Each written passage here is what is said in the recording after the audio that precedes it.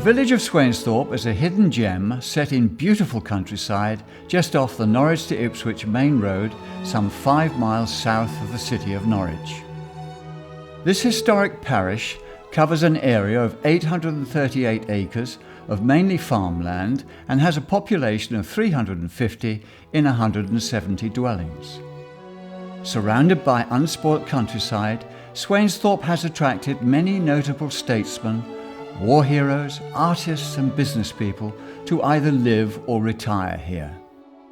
Sir Alfred Munnings, the celebrated 20th century artist, famous for his paintings of horses and the English scene, gravitated towards this landscape and wrote in his memoirs, "He had lived in the village for 6 blessed years in this beautiful part of Norfolk."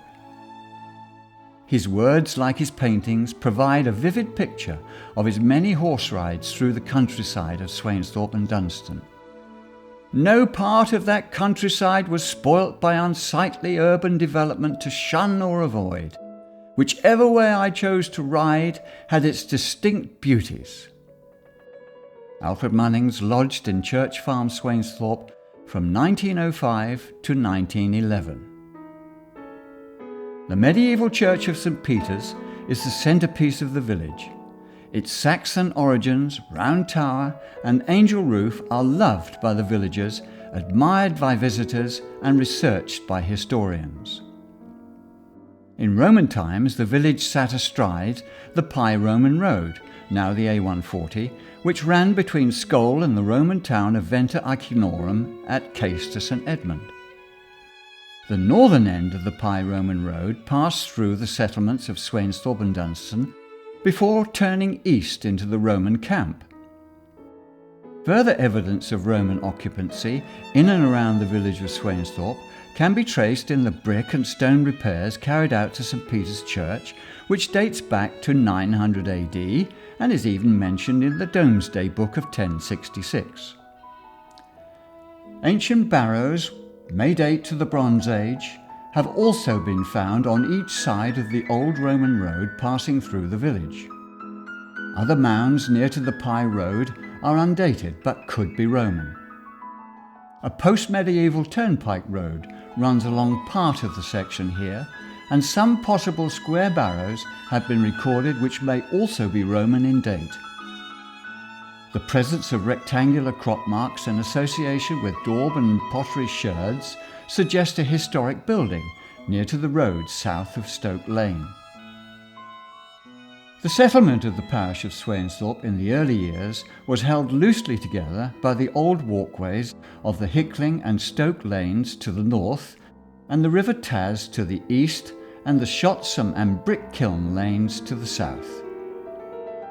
In those early years, several large farms, including what was Swainsthorpe Hall Farm, located close to the River Taz in the extreme east, and Rookery Farm to the south of the parish are, in part, responsible for the dispersed nature of the settlement. Both these properties survive today and can be dated back to the late 16th and early 17th century. A group comprising several cottages, including Primrose Cottage, dated to the 17th century, St. Peter's Church, dated to the 900 AD, and Violet Bank represented the heart of the village. Church Farm and Gleam Farm, dated to the late 16th century, set the boundary to the west. These post-medieval buildings also survive today and represent the history of this ancient village, which formed part of the Dunstan Hall estate up until 1957, when the land and property in Swainsthorpe was bought at auction by local Swainsthorpe farmers and village people.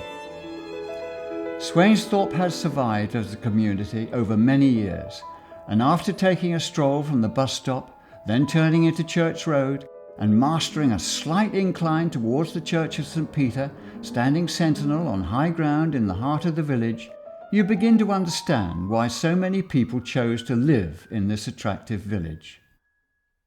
Over the years, Swainsthorpe has had its own railway station, an 18th century inn, post office, school, coal merchant, blacksmiths, hat maker, garage, car sales showroom and even a shop. Today the village has succumbed to modern-day shopping habits and economies of scale, which over the years saw the demise of local shops, schools and businesses. Even the railway station was axed in favour of the intercity revolution. All that remains today is the Ancient Inn, now a successful pub restaurant, and it would seem that the local community are quite content to pop down to the local for a drink or travel to the city to obtain the services they require. The village community adapted to this, their chosen way of life, and worked together over the last several years, winning 7 awards, including Best Kept Small Village, Conservation and Open Space Awards. The community has also been successful in raising substantial sums of money, which was to provide a village green and community centre now enjoyed by all those who live in this unspoilt, picturesque and ancient village.